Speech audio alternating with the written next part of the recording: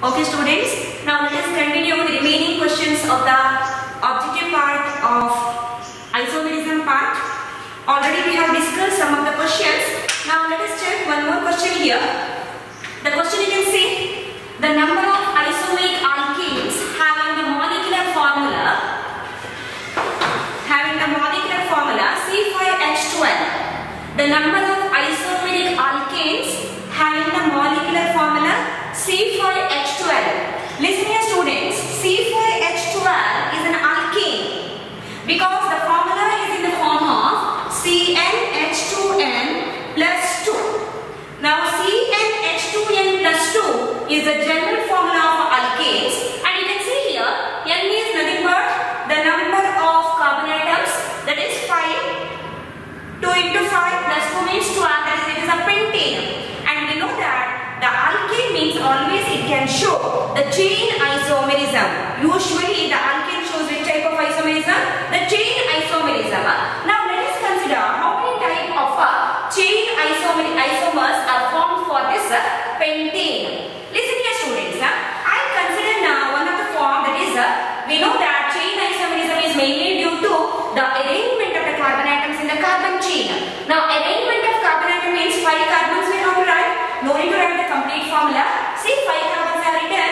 If you complete the valency, you will get H12. I am not writing that. For the objective part, no need to write all those. See, one of the isomer I have written, that is the straight chain form I have written. Next form I will write here. Let us write the branch form. 4 carbons are written, and I will write one of the C here, 5 carbons. If you complete the valencies here of different carbons, you will get H12 only. Now this is the another isomeric form. Now along with this, if I write the 4 carbons and one more carbon here, see students, both are identical. See, either from the right side or from the left side. If I write the branching here to this carbon atom, I have to number from here 1, 2, 3, 4 like that. This is the 2-methyl butane we will get. And if I write the carbon atom here to this carbon atom, I have to number the carbon atom now from the left side. The parent chain carbon should be numbered from the left side or from the bottom here like this. Okay, that means you can see here, this is also what 2-methyl butane only we will get. If I complete the valency here for your reference, CH2 and CH3 means, and here also I write CH3. Say 5 carbons are written, C5, 3 plus 3, 6, 6 plus 3 here, that is 9, 9 plus 3 is a 12. Same number, that is a 12 hydrogens we have got. Now that means if I had the structure, that is the arrangement of carbon atoms like this or arrangement of the carbon atoms like this, we will get the identical compound. Hence this is not the another isomer. See here, this is the 2-methyl butane, this is also 2-methyl butane only. That means we can't write another way, that is by writing the branching to this carbon atom. Understood? Now 2 of the isomeric forms we have written. Now I consider the next form. We can't write here followed by that. Now I write the next form. I write 3 carbons only in the parent chain. Now here 2 more carbons are remaining. I write like this. Okay. That means here we have got neopentane. This is a neopentane. Now that means the pentane has a tendency to show how many isomeric forms are. Is there any possibility to get any other isomeric form? You can write the carbon schedule and you can find out that. Okay. Now here we can't write any other form. Straight chain we have written. One more branching we have written. Here we can't write that. And another branching, another way of branching we have written. That means all the 3 forms of a pentane we have written. That is the chain isomers we have written. This is a N, this is a iso, this is a neo form of a pentane. That means the number of isomeric alkanes having the molecular formula C5H12 is, say different options are given. What do you have to find out here? The number of chain isomers. For the alkanes we have to check first chain isomers only. That means how many isomeric forms we have got here? 3 isomeric forms. I hope you have followed this. Similar type of question I have given for the hexane. You can find out that. Just you have to write a carbon skeleton like this for the objective part. No need to complete all the balances. Just you have to write a carbon skeleton and you can find out how many isomeric forms are there for the different compound. That is the organic compounds. It may be the hydrocarbon. This is the hydrocarbon they have given. Or it may any other compound, any other organic compound containing any other element. Just you have to write the skeleton form of that and you can find out what isomeric forms of different hydrocarbons. hydrocarbons or the organic compound. I hope you have followed this, students. That means we have discussed some of the questions regarding the isomerism in the case of organic compounds. Now let us study another concept here. Now to discuss the objective part, let us consider the one more concept. Okay.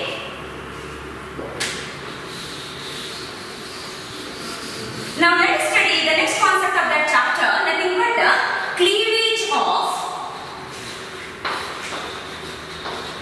covalent bonds.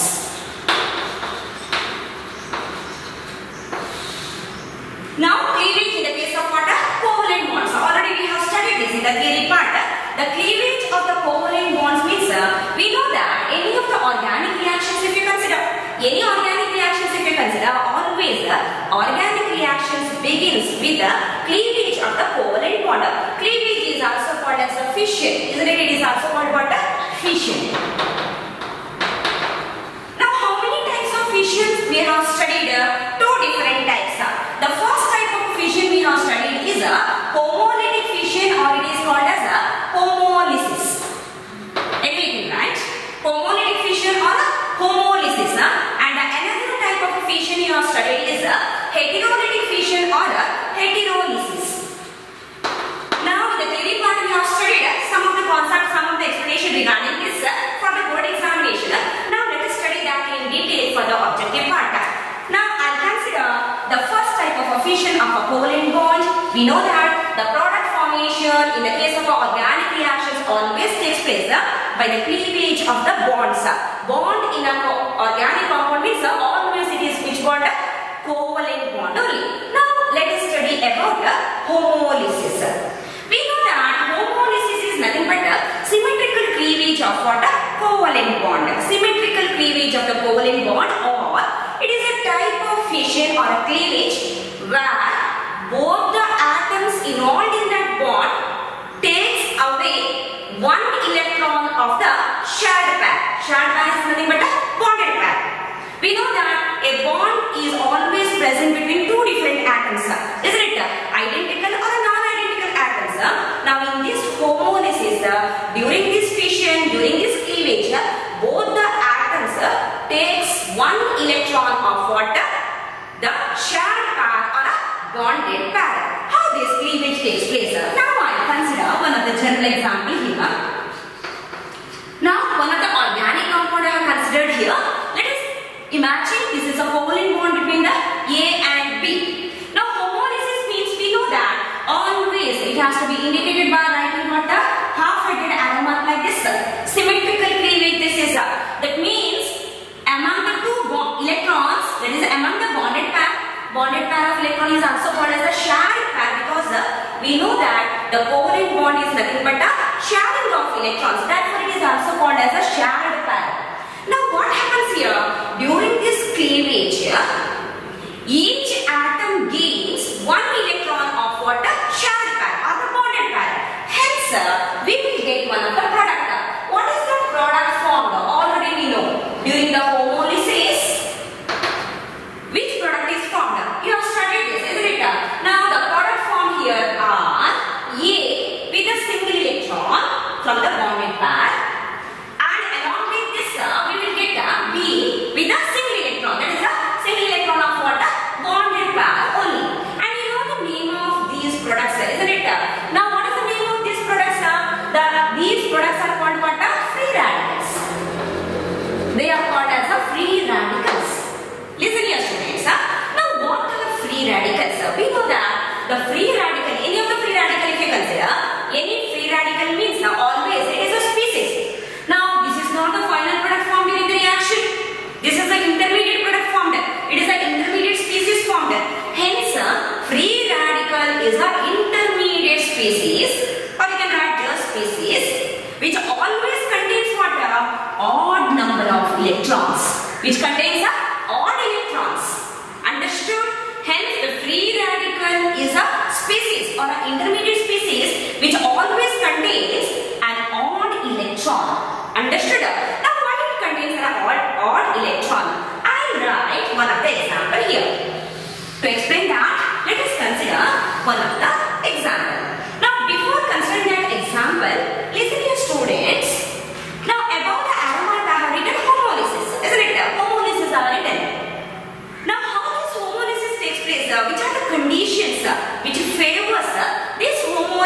process. Now what are the different conditions which are favorable for what? Symmetrical cleavage of a covalent bond. Listen young students. The first and important condition here is always to undergo the homolytic cleavage, the atoms involved in that bond should have same electronegativity, or there should be negligible difference in the electronegativity of the atoms involved in the covalent bonds. There should be negligible difference. Understood? If there is a maximum difference in the electronegativity, you know that electronegativity is nothing but a tendency to attract the electrons. If there is a maximum difference in the electronegativity of these two atoms, always bond becomes a polar bond. I'll explain it later. The bond becomes what? A polar bond. In the case of a polar bond, usually which type of cleavage takes place? Heterolytic cleavage. Very difficult to involve homolysis in such type of polar bonds. Understood? Hence, the favorable condition for the homolysis is always the difference in the electronegativity of the atoms involved in the bond which undergoes the homolytic cleavage should be what? Negligible. There should not be maximum difference in the electronegativity, or the atoms should have, atoms of the different elements should have almost identical electronegativity. That is one of the favorable condition for what? Homolysis process. Now second condition, if I consider, homolysis process always takes place in the presence of a sunlight or ultraviolet light. Okay, homolysis process always requires some energy. For this bond cleavage, always it requires some energy. Hence, always the energy will be gained from sunlight, that is the ultraviolet light, or we can also supply during the process. If we want to break that bond, covalent bond homolytically, always we have to supply what? Some amount of energy, required amount of energy in the form of what? Heat. Or we can also pass electricity. By passing the electrical current also, we can break the covalent bond homolytically. Follow this, students. Now these are the two different conditions, favorable conditions for what? Homolysis. That is, we can supply the energy in the form of ultraviolet light, sunlight, or heat, or the by passing what? Electricity. Now already we have studied what are free radicals. I consider now one of the example here. Simplest example if you consider CH3 and CH3 are written. And you know the name of this. What is this? Ethane. Now we know that in the case of ethane, various number of, that means 7 covalent bonds are there between the carbon and carbon and carbon and hydrogens. Totally it contains 7 covalent bonds. Now if the homolysis takes place here, okay, under the reaction condition, if the homolysis process takes place here, we know that the bonded pair of electrons should undergo the fission homolytically, that is symmetrically, where each atom gains the single electron from the bonded pair or the shared pair. Now I write during the homolysis process, products are formed. We know the products formed. Now the products formed in this case are, see, bond undergoes the cleavage, isn't it? One electron of this bond, a bond is a, bond means always it contains 2 electrons. One electron of this bond is gained by this, another one by this. That means we will get what here? 1 electron, that is a single electron. Along with this, one more free radical I will write here, CH3 with a single electron. See, free radicals I have written. Always the process takes place like this. Now if you consider this free radical, which free radical we have got in the case of homolysis of ethane? We have got methyl free radical, isn't it? Here we have got a methyl free radical. Now let us consider the structure of a free radical. Structure of this methyl free radical or any of the free radical containing a single electron on a carbon means what is the structure? Whether it is a planar, whether it is a non-planar, that we have to study now. We have not included that in the theory part. Let us study that the structure of what this free radical, methyl free radical, and consider. Listen to students, we know that the valency of carbon is always 4. The number of valence electrons in the carbon means we know that always the carbon contains how many valence electrons? 4 valence electrons. 1s2, 2s2, 2p2. That means the second mean energy level contains how many electrons? 4 electrons. Valence electrons. Now if I write here CH3, anyway we know that the valence of the carbon is 4, and I write here the formation of this methyl free radical. That means one of the hydrogen sharing of electron resulting in the formation of covalent bond. One more hydrogen sharing of electron resulting in the formation of a covalent bond. Again another hydrogen sharing takes place, and one more hydrogen sharing means methane medium. But here CH3, that means here this is the bond formed with the hydrogen, this is the bond formed with the hydrogen, this is also the bond formed with the hydrogen. Now in this CH3 group as a free radical, you can see here surrounding this carbon atom totally, here sharing takes place, okay, sharing of electron takes place. By this sharing process, around that carbon atom totally how many electrons are there? Just see, 2 here, 2 more here, 2 more here, 6, and 1 more electron here. Understood? It is not a pair electron. Actually, in the compound form, that compound is highly stable. Clear for you? Only under the reaction condition, compound undergoes what? Homolytic cleavage. Bond undergoes what? Homolysis. Homolytic cleavage. By that homolysis, we will get what? A free radical. Totally surrounding this carbon, totally how many electrons are there? 7 electrons. Any of the free radical, carbon free radical if you consider, okay? In general example, we can't explain that number of carbons. Let us consider this example. Any of the carbon free radical if you consider, it may be primary free radical, secondary or tertiary free radical like that. Any of the carbon free radical if you consider, always it contains how many electrons? 7 electrons. Dear students, we know that any of the species if you consider, if an atom contains 8 electrons in the outermost shell or the valence shell, if an atom contains 8 electrons in the outermost shell, it will be the most comfortable state for that atom. Highly stable state, comfortable is nothing but a stable state for that atom. Hence here you can see the free radical, carbon free radical usually contains how many electrons? 7 electrons. Now to reach the highly stable state or the comfortable state, it has to gain how many electron? Only a single electron. Therefore, to reach this stable state, in order to gain one more electron, always free radicals readily attacks other free radicals or other non-polar compounds. What is that non-polar? I tell you that later. Listen here students, always any of the free radicals if you consider, if I write here, listen now, if I write here the chlorine molecule Cl forms a covalent bond with the Cl. Chlorine molecule means the formula is Cl2, isn't it? Now if this undergoes homolytic cleavage, again it gets a single electron in a valence shell. To reach the highest stable state, it has to gain one more electron. Understood? Therefore, any of the free radical if you consider, always free radicals are highly reactive species only to reach a highly stable state. Understood? They contain a single electron in the outermost shell, valence shell. In order to reach the stable state, it has to gain another electron. Therefore, to reach the stable state, always free radicals attacks other free radicals or any other non-polar compounds. Listen now, how the attack takes place. Listen here students, under the reaction condition, if methyl free radical is present in the reaction mixture, along with this, some other free radicals are there. For example, if I consider chlorine free radical is there. Okay, in the reaction mixture, readily these two free radicals combines to give highly stable form. That stable form of that free radical is a molecule or a compound. We will get here what?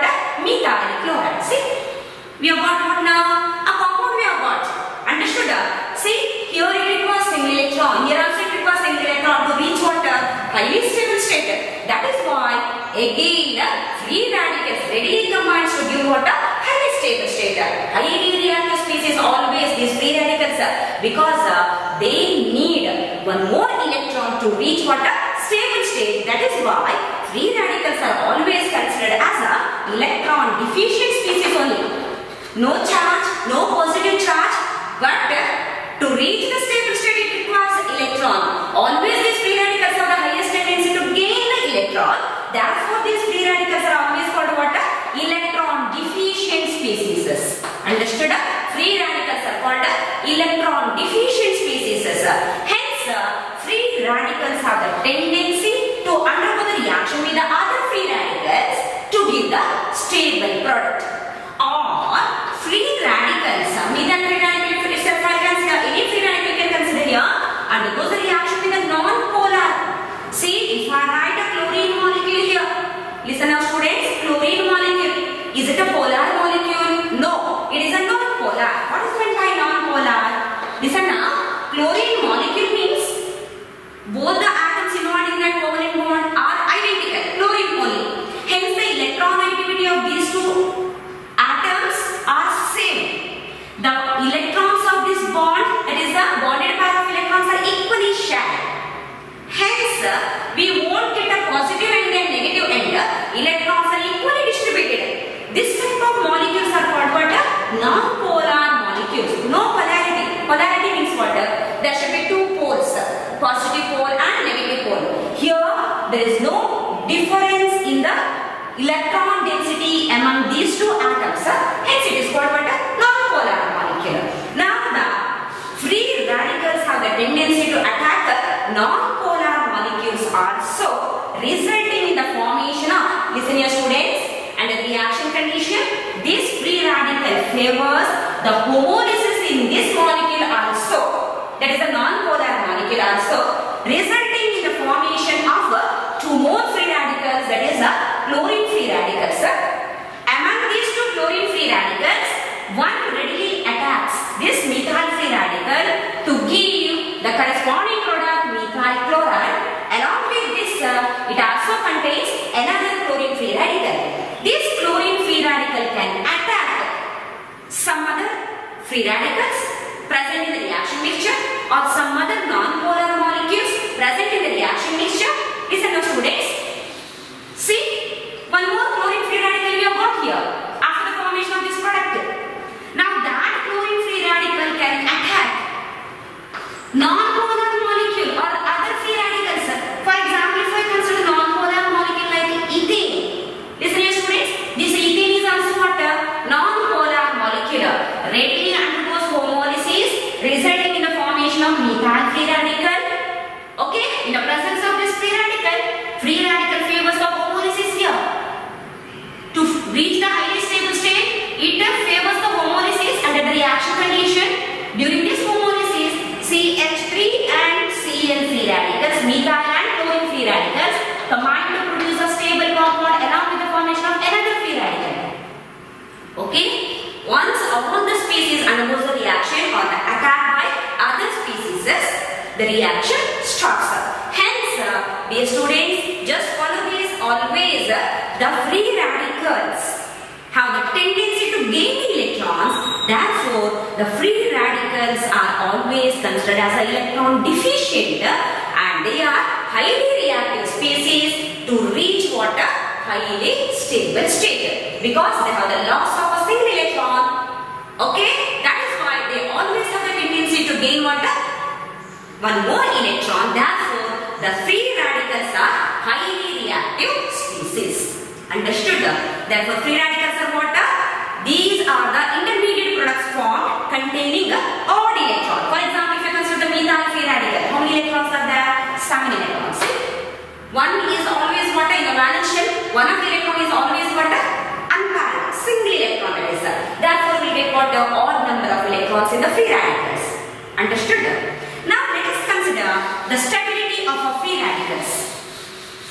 Listen here students, let us check the stability of what? Free radicals. Now, how we can decide the stability of free radicals?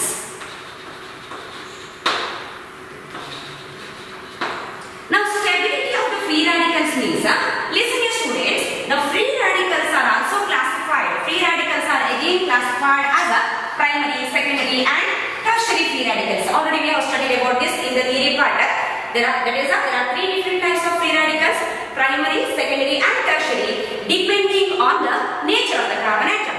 That means nature means whether that carbon atom contains a single hydrogen, whether it contains two hydrogens, three hydrogens, whether that carbon is without any hydrogen. That is called as a nature. Depending on the nature of the carbon atom, free radicals are classified into how many types? Three types: primary, secondary, tertiary. We have studied in the theory part primary carbon-cations, secondary carbon-cations and tertiary. Along with this, we have also studied carbanions, primary, secondary and tertiary. Do you remember that? Okay, listen here students. Now I have the different types of free radicals. Okay, the first one I have methyl free radical. And one more free radical I write here, CH3, CH2. Yes, do you know the name of this group? CH3, CH2 is nothing but ethyl, C2H5, ethyl free radical. Next free radical I write here is CH3, CH, CH3. Here the single electron. That means the bond undergoes cleavage here. If I write here CH3 like this undergoes the homolytic cleavage. Understood now? That means we will get another type of what? Free radical. Now if you consider this free radical, here number of carbon atoms are 3, C3, H6 plus 1, H7. C3, H7 means which group that is? C3, H7 means it is a propyl group. Understood? Hence it is called as a isopropyl free radical. Okay, middle chain branching here is in the second carbon atom, therefore it is considered as a propyl free radical or isopropyl free radical. Understood? Propyl free radical means formula we will get like this: CH3, CH2, CH2. This is a normal propyl group, straight chain. This is the propyl free radical, and here it is a isopropyl free radical like this. Okay, which type I will tell you later. Next one I consider CH3, CCH3. Okay, again I write here CH3 and here is a CH3. See, neopentane I have written. The formula for neopentane I have written here. If you consider this neopentane, anywhere you can show the homolytic cleavage. Now if I consider homolysis takes place here, means free radicals are formed. Two species are formed. Here I am writing only one, that is a free radical at this carbon atom. Now if you consider these free radicals here, listen now students. Now here you can see the carbon containing the single electron or the unpaired electron contains 3 more hydrogen atoms. It is attached to 3 hydrogens. We know that a carbon containing 3 hydrogens or a carbon containing 2 hydrogens are always called what? Primary carbon. Therefore, this is a primary free radical. It is called as a primary free radical. And you can see here, this is the carbon containing a single electron where the bond undergoes the homolysis. And here you can see it contains 2 hydrogens. This carbon contains 2 hydrogens. It is also what? Primary free radical. Carbon with the 2 hydrogens and 3 hydrogens are always called what? Primary carbon. Since the primary carbon contains a single electron, it is called as a primary free radical. Followed now. Now here you can see the carbon containing the single electron is attached to only 1 hydrogen. Which type of carbon? It is a secondary carbon. Since the secondary carbon has got a single electron and paired electron, it is called as a secondary free radical. Okay, this is called as a secondary free radical. And if you consider this, here you can see the carbon containing the single electron doesn't contain any hydrogen. All the valences are satisfied by the carbon atoms of the other alkyl groups. Okay, it doesn't contain any hydrogen. That means nature-wise this carbon is always called what? A tertiary carbon. Without any hydrogen means always it is called as a tertiary carbon. See, hydrogen should be directly attached to that carbon. Clear for you? Here you can see some of the hydrogens, but they are the hydrogens of the CH3 group, not of this carbon atom. Understood? Hence this is a tertiary carbon and this free radical is called as a tertiary free radical. Understood students? This is called as a tertiary free radical. Now we have written all the different types of what? Free radicals where carbon carries a single electron, primary, secondary and tertiary free radicals. Now we have to check the stability of these free radicals. Stability means already we know that always the free radicals are highly reactive species. Always they have a tendency to gain the electron. Now let us check the stability. Now here if I consider the CH3, okay, that is a primary and we have done a secondary and tertiary. And you can see here I start from the tertiary for the explanation. Listen here students. Now let us consider the tertiary free radical here. Tertiary free radical means this is the carbon where it contains a single electron or unpaired electron. It requires one more electron to reach what the highly stable state. Now you can see here this carbon is in turn attached to three different, that is three alkyl groups. These alkyl groups are called as a methyl groups. Already we have studied about the nature of the alkyl groups in the theory part. We know that alkyl groups are always what the electron donating groups. Because of their bulky nature, large electron density. Already I explained this in the theory part. Do you remember that? Now because of their bulky nature, larger electron density, large electron cloud, always these alkyl groups have the tendency to donate the electrons instead of gaining the electrons. Now hence this is the alkyl group. It readily donates the electron, some electron density toward this carbon. Here also this is the alkyl group, donation of electron takes place. This is also the alkyl group of donation of electron takes place. That means always the alkyl groups have the tendency to donate the electron to the attached atom. Understood? If that attached atom requires an electron or not, but these alkyl groups always have the tendency to donate what electrons. But here anyway this carbon always requires one more electron. Therefore partial displacement of electron takes place. Partially all the groups donates what? Attached groups donates what? Electrons towards what? Carbon. Hence this carbon atom becomes what? Somewhat stable. Understood? Stability will be attained due to the donation of electron by the alkyl groups. How many electron donating groups are there here? 3. Maximum number of electron donating groups are there. Hence this carbon with a single electron, this complete free radical is highly stable. Whereas if you consider this secondary, you can see here secondary free radical means always it contains only 2 alkyl groups. Okay, this hydrogen I write separately in the complete form. Okay, follow to the students.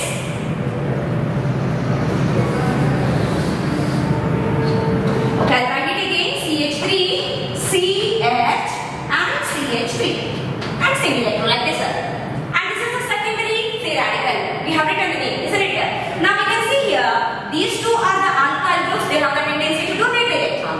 But what about this hydrogen? Listen here students. Hydrogen is always neutral in its role. It doesn't have a tendency to donate the electron or gain the electron. Okay? This hydrogen always doesn't donate the electrons or gains the electrons. Always it is neutral. Understood? Therefore, number of electron donating groups here are only 2. Lesser than tertiary. That means the number of electron donating groups are less than that of the tertiary. That means the secondary free radicals are less stable compared to the tertiary free radicals. Clear now? Now if I consider the primary, in that also ethyl primary free radical. Both are primary only. Here let us consider the ethyl primary free radical. How many electron donating groups are there here? Only one group is there, methyl group. Remaining 2 are what? Hydrogen. No role about the hydrogen here. Understood? This hydrogen doesn't donate the electron. It do not have any tendency to donate the electron to this carbon carrying a single electron in the valence shell. Therefore, electron donating group here is only 1. Stability of this carbon is less than secondary as well as the tertiary. Clear now students? This is the ethyl free radical. Now what about the methyl free radical?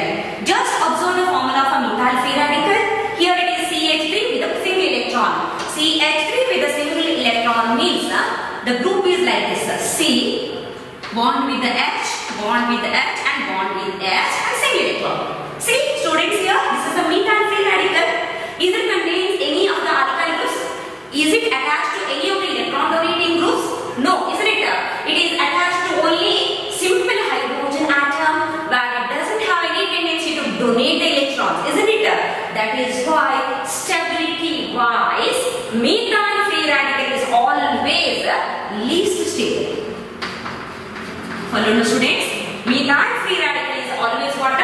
Least stable. Now let us write the order of stability of primary, secondary and tertiary free radicals.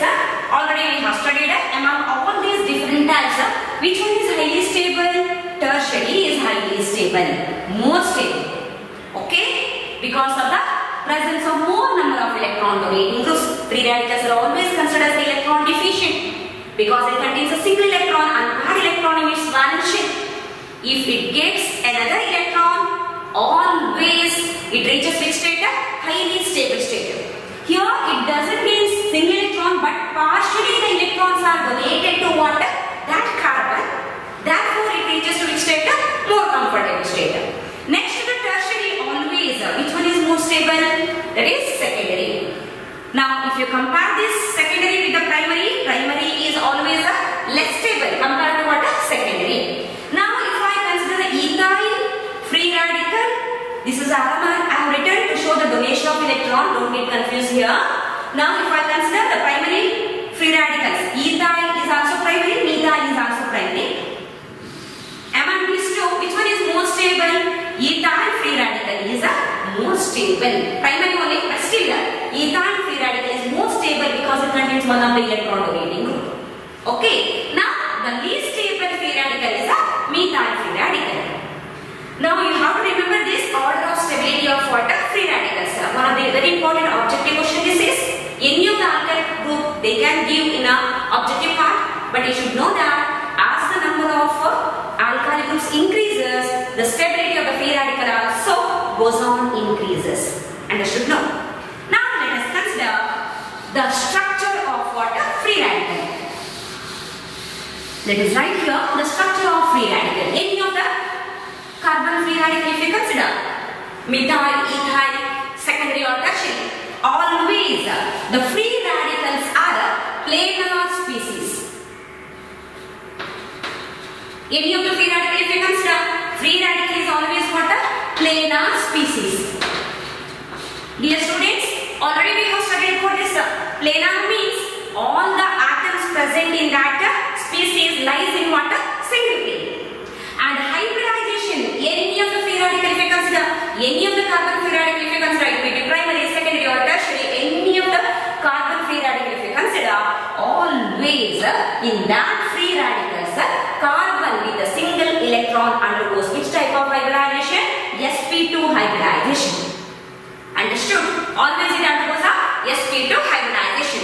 We know that sp2 hybridization means the geometry will be planar. That is trigonal planar. Geometry is trigonal planar. We have studied about the hybridization. I will write the structure now. Now before writing the structure, let us consider the excited state of electronic configuration of a carbon atom. Excited state electronic configuration. Listen here students, you know this. 1 is 2. This is the inner electron. Do not take part in bond formation. Next comes 2s orbital. Ground state, 2 electrons are there. In the excited state, 1 electron gets promoted to what? 2p orbital. We have studied that. Next comes 2p. 3 degeneracy are there. 2px1, 2py1. One more electron from this enters into the another degenerated what? P orbital. Now what happens during the formation of that free radical? Once the homolysis takes place, once the homolytic cleavage takes place, now the s and that is the outermost valence shell s orbital mixes only with the 2 of the p orbitals, resulting in the formation of how many sp2 hybrid orbitals? 3 sp2 hybrid orbitals. 3. Here students, that means a single carbon in that free radical always it undergoes sp2 hybridization, means a trigonal planar shape. The shape we have tried like this. Clear the students? Now if it is a methyl hybrid orbital overlapping with the 1s orbital of hydrogen. Now hybrid orbital, orientation only I have written. Hybrid orbital, you know the shape, overlapping with 1s orbital of hydrogen. If it is a methyl free radical, any of the carbon free radical you can consider. Okay. Now here this is the hybrid orbital overlaps with 1s orbital of hydrogen in the case of a methyl free radical. Clear the students? That means here 3 hybrid orbitals are formed due to the mixing up process of 2s and 2p orbitals. And you can see that one electron is in the unhybridized p orbital. That unhybridized p orbital shape is dumbbell shape. It lies above the plane of these 3 only, but it is not involved in any of the bond. It contains how many electron? Single electron. Understood? Bonding lies in a single plane. Here, even though it contains an unhybridized p orbital like this in a perpendicular direction, it doesn't involve in any of the bond formation. Here it contains what? A single electron like this. Understood, students? Listen now. This is the structure here. Hybrid state is a sp2. Structure is always planar because this is the unhybridized p orbital containing a single electron. Now, if I write, listen now. If I write methyl free radical combines with the methyl free radical, another methyl free radical. See, methyl free radical combines with the methyl free radical. What do we get here? Ethane. Formula will be like this: CH3 and CH3, like this. You know the hybrid state of these carbons. We have studied. What is the hybrid state of this? sp3. What is the hybrid state of this? sp3. Isn't it? Single bonded carbon means always 4 sigma bonds are there, means hybrid state is sp3. Now what happens? Once the free radicals combines to give the stable product, hybrid state actually in the free radical is sp2.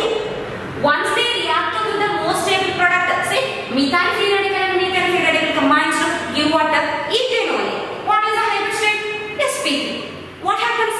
During the formation of the stable molecule, hybrid state of the carbon atom changes from sp2 to sp3. Important objective part this is, students listen here. Always in the free radicals, carbon is in state of which hybrid state? sp2 hybrid state. Clear now? sp2 hybrid state changes into sp3 hybrid state once it combines with the other free radicals. Clear now, students? Or if I write like this, listen now. Listen here, students. If I write methyl free radical combines with the or attacks the chlorine molecule, Cl2, chlorine molecule. Okay. If it attacks the chlorine molecule, Cl bond with the Cl, I write it as Cl2. See, here in this reaction, the hybrid state of carbon is sp2, isn't it? Now what happens? This readily attacks, this means homolysis takes place here, resulting in the formation of 2 chlorine free radicals. Among those 2 chlorine free radicals, this methyl free radical combines with one of the chlorine free radical, resulting in the formation of the final product CH3 and Cl. Okay, students? Now here you can see this is a stable product formed. What is the hybrid state of this stable product? Listen now. See, 3 hydrogen bonds with the hydrogens, sigma bond, one more sigma bond here. What is the hybrid state? sp3. That means during the formation of the stable product, hybrid state of the free radical changes from sp2 to sp3. But here in the free form as an intermediate species, if you consider this intermediate species, in that intermediate species form, any of the carbon free radical, if you consider, carbon is in the state of what? sp2 hybrid state. And what is the geometry? Planar geometry. Trigonal planar only, but planar geometry. Now here, how it gets a planar geometry. Already I told, once again I write, see, sp2 hybridization. Orientation is this, angle of separation is 120 degree. Unhybrid orbital is the lies perpendicular only, but it is not involved in bond. Just one electron is present in that. Just electron cloud of a single electron is there. All the bonds of the hybrid orbitals overlapping due to the hybrid orbitals lies in a single plane only. Here this unhybridized p orbital do not involve in any of the bond formation. Therefore, structure here is a planar structure like this. I hope you have followed this. Okay, students. Now we have completed